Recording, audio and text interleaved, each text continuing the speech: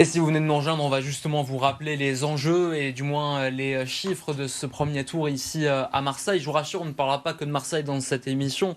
Nous irons aussi jeter un coup d'œil dans les autres communes du département. Mais à Marseille, ce duel annoncé dans les sondages semble se confirmer, même si c'est une quadrangulaire sur le papier, puisque Benoît Payan et Franck Aligio sont qualifiés. Également Martine Vassal et Sébastien Delogu, mais les deux premiers noms que je vous ai cités sont largement en tête. Florian Perrin, les équipes de BFM Marseille. Le Rassemblement national n'aura jamais été aussi proche de la victoire à Marseille. Historique est le mot qui convient. Le résultat de ce soir est bien plus qu'un score électoral. C'est une promesse. La promesse que demain, Marseille devienne le nouvel exemple français.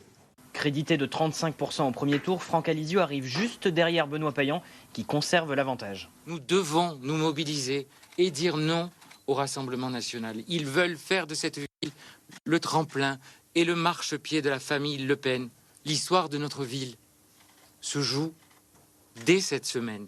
Voir le Rassemblement national à la tête de Marseille, une crainte partagée par Sébastien Delogu. Lui aussi qualifié pour le second tour des municipales, le candidat insoumis tend la main au printemps marseillais pour faire barrage. Nous appelons dès ce soir la constitution d'un front antifasciste. Nous tendons la main à l'ensemble des composantes du printemps marseillais et à leur candidat, Benoît Payan, afin de construire ce front. Une autre candidate qualifiée, Martine Vassal, qui s'est faite plus discrète au cours de cette soirée électorale. Aucune prise de parole. La candidate d'hiver droite obtient 12,41% des suffrages et se place en troisième position. Alors qui de Benoît Payan, Franck Aligio, Martine Vassal ou Sébastien Delogu prendra la tête de la deuxième ville de France? Réponse le 22 mars prochain. Il est 10h04 sur BFM Marseille. D'abord, si on regarde ce quatuor de tête, si j'ose dire, même s'il y a plus un duo de tête qu'un quatuor, on s'y attendait, là qui sont là, les sondages confirmaient ce scénario, et Martine Vassal est tombée bas, très bas, elle devance une très courte tête, même le candidat insoumis, Sébastien Delogu. Ouais, on s'y attendait, mais malgré tout, ça reste une surprise en fait. On avait presque peine à y croire en voyant l'écart, notamment entre Martine Vassal et le duo de tête, tant finalement on avait pu penser que son camp politique allait continuer à rester constitué derrière une candidate qui, malgré tout, a eu du mal à imprimer sa patte pendant la campagne, a eu du mal à faire valoir une stratégie, en tout cas, qui a pu être audible.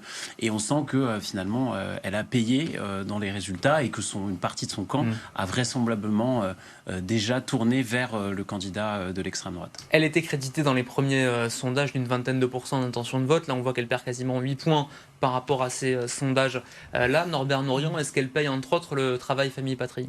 Alors, je pense qu'elle le paye, mais il y a tout un ensemble de choses, certainement, qu'il faut prendre en compte.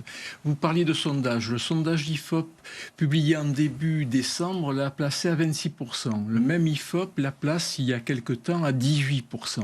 Donc, on voit déjà quelle est la tendance. Et cette tendance-là, donc, c'est continuer dans les urnes. C'est ce que l'on peut constater.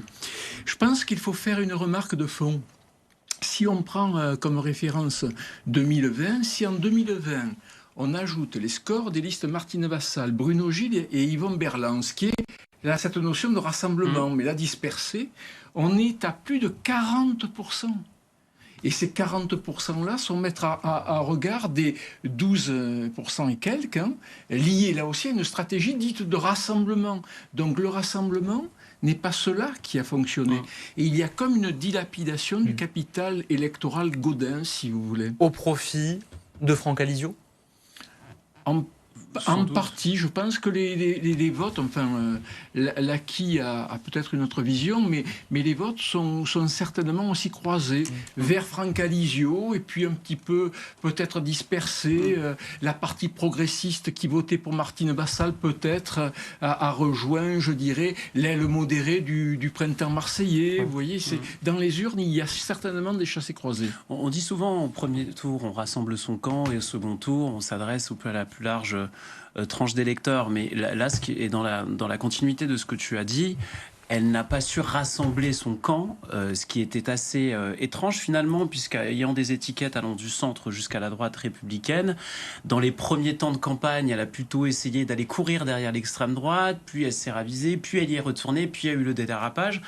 Et paradoxalement, j'ai presque envie de dire une fin de campagne qui a été plutôt bonne, où elle a assumé des thématiques, elle a assumé son expérience de présidente de la métropole et du département, mais c'était malheureusement trop tard, et pas sûr que les Marseillais, en tout cas, aient prêté l'oreille, en tout cas, à ce qu'elle a pu dire dans ces dernières semaines, là où elle était déjà... Est-ce qu'elle paye aussi, messieurs, parce que ça a beaucoup frappé les observateurs et sans doute les électeurs aussi, ces promesses de campagne qui sont arrivées, non pas tardivement parce qu'elle a tout de suite embrayé, mais davantage sur la sécurité. Mais quand elle a annoncé des mesures au sens plus large du terme, à chaque fois ça relève du domaine de la métropole, dont elle a la présidence et dont le bilan est critiqué. Oui. Est-ce qu'elle paye ça ? Il y a un tas de points comme ça qui peuvent rentrer en contradiction. Alors, vous le dites bien, hein, donc son action à la métropole ne lui a pas permis de capitaliser des points, ni, je dirais, une image valorisée. Parce qu'en fait, il n'y a pas que le programme. Le choix politique, c'est aussi voter pour quelqu'un que l'on reconnaît. On lui reconnaît la capacité à être représenté, on lui reconnaît la capacité à prendre en main les affaires publiques et à construire l'avenir. Ouais. Et ce processus triple de reconnaissance était en panne. Il était en panne pour les éléments aussi que vous avez évoqués, contradiction certainement à ce que l'on trouve dans le programme et l'action métropolitaine, par exemple, mais aussi les choix de campagne, dégrainer des thèmes, mais très très longtemps en avance. Elle est peut-être partie trop tard, mais en même temps, construire une image, comme je l'évoquais il y a quelques secondes, c'est aussi une œuvre de longue haleine, ça se construit sur plusieurs années. Il y a des racines courtes, qui est la campagne, et il y a des racines un peu plus longues, qui est, je dirais, la phase de 2021 à aujourd'hui.